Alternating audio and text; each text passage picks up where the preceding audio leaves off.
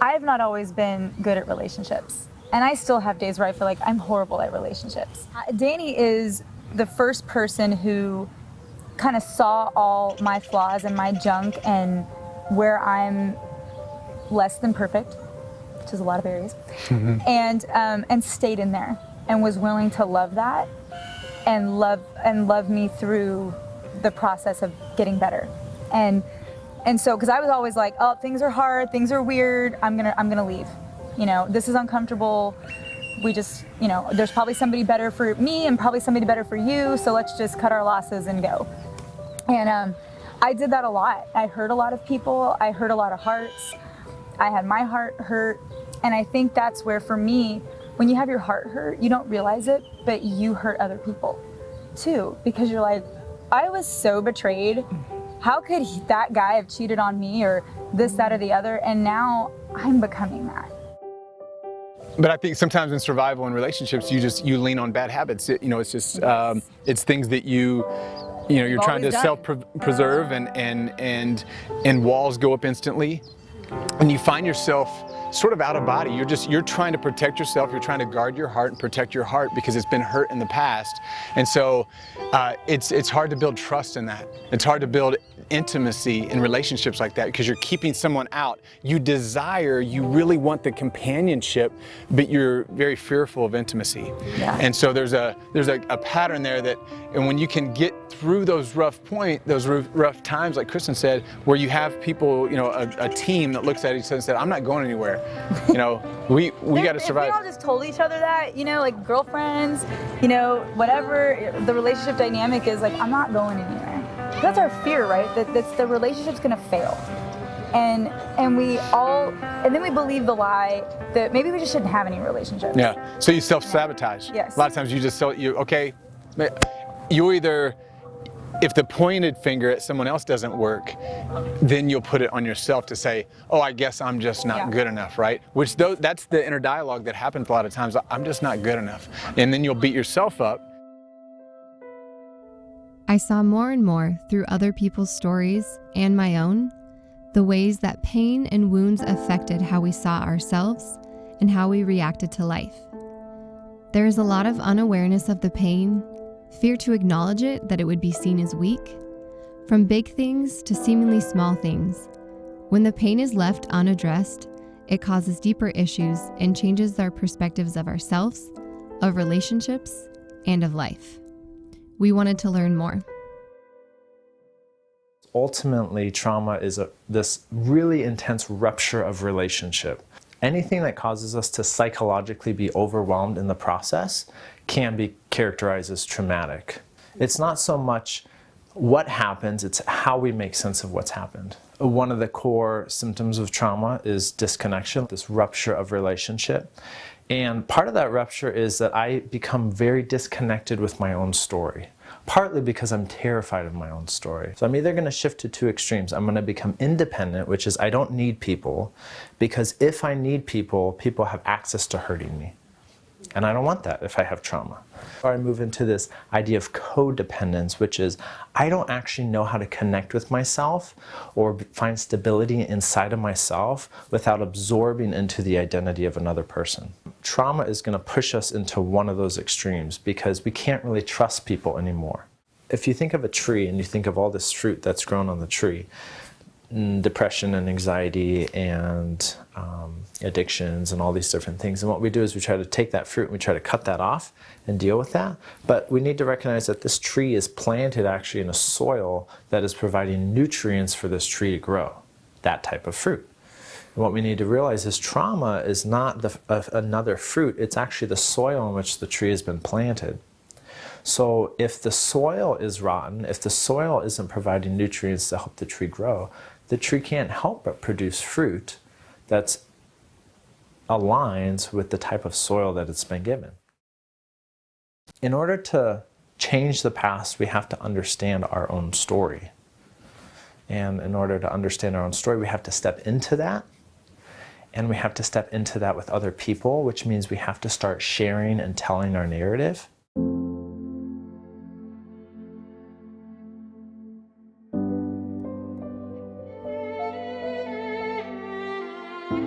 What if he? What if she? I won't be that fool again.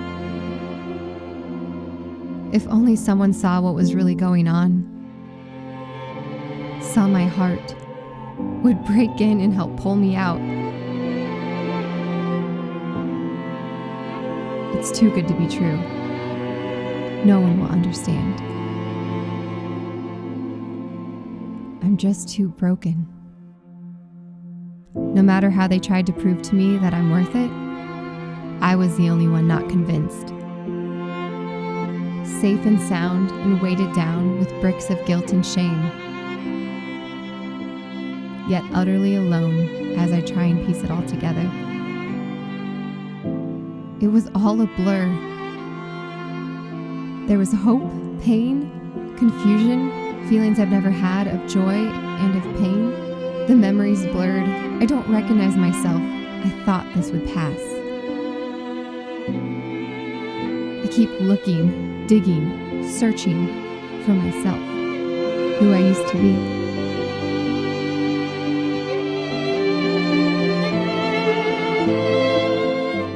I look at the evidence of how it all fell apart. The numbness. I didn't realize how much the film would kind of lead the healing journey in my own heart, I guess, or how my own healing journey would lead the film. Grief is a response to a loss, always. There's usually always a loss in association with grief. Now, typically 3 ways that we can experience grief. We can experience grief through having something happen to us that we did not want to happen to us. The second way is that something should have happened that didn't happen that we desperately needed to happen. And the third way is that something sacred at some point in my life was taken from me. Could be sexually, could be emotionally, whatever it was, that something that was core to who I am was stripped from me, taken from me by another person. A way to heal grief is to actually let ourselves be taken by the waves through expression of emotion, through talking about it, through feeling it. And if we don't do that, we're going to become hard, we're going to become shut down, we're going to become cold. All of us feel heartache and fear, and that's going to have to go along with us into our relationships. I don't think that there's a way around that. There's no easy way to form belonging because it's always going to involve some sense of vulnerability. I just felt alone in so many things that I was doing. And yeah. But I think a lot of that too was my own doing, like my own perspective of myself and being afraid to put myself out there, but also having hurts that confirmed that, you know? I never allowed myself to grieve and feel those things because I didn't want to be a baby. I was like, hey, no, I need to be tough. Like, life is hard. I didn't realize, but like I was letting fear control my life. I had to dig up a lot of unhealthy viewpoints of myself, a lot of bad beliefs about who I was. It was just this distorted lens of my life that I'm so thankful for the past 3 years because it challenged me to go deep into those and like dig up those roots so that I can get rid of that and plant something healthier and more free. I didn't know how to express what was going on inside of me, so that was part of the problem, is I was so ashamed of it and I was so embarrassed by how I was feeling that it was like, I don't want to be vulnerable because I don't want to show you my brokenness because you're gonna think I'm stupid. Confronting it and like confronting the really critical voice I have inside of me against myself. So I really learned to have compassion on myself and to allow myself to be like, hey, you're actually really just hurting, like your heart's broken.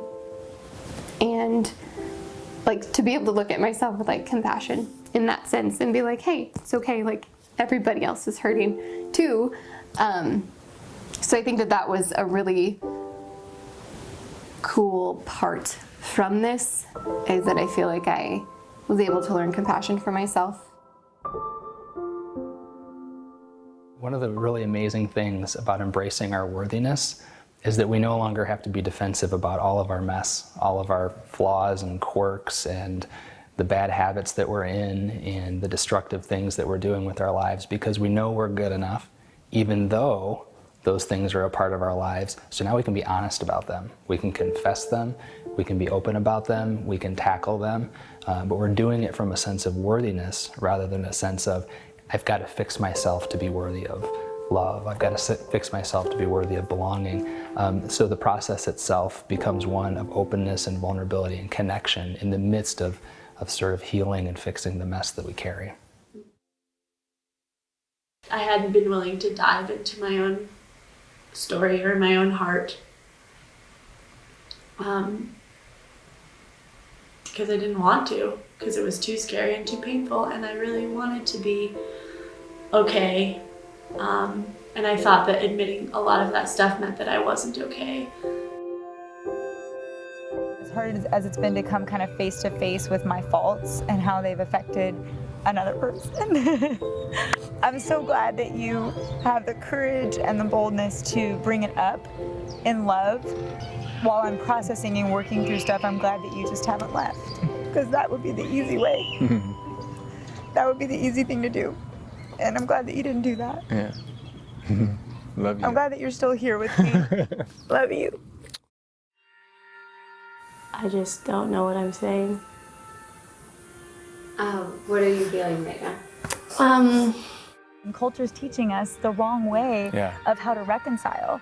You're so insecure as people. In the end, I think that's what we're all wanting, is to not feel alone anymore.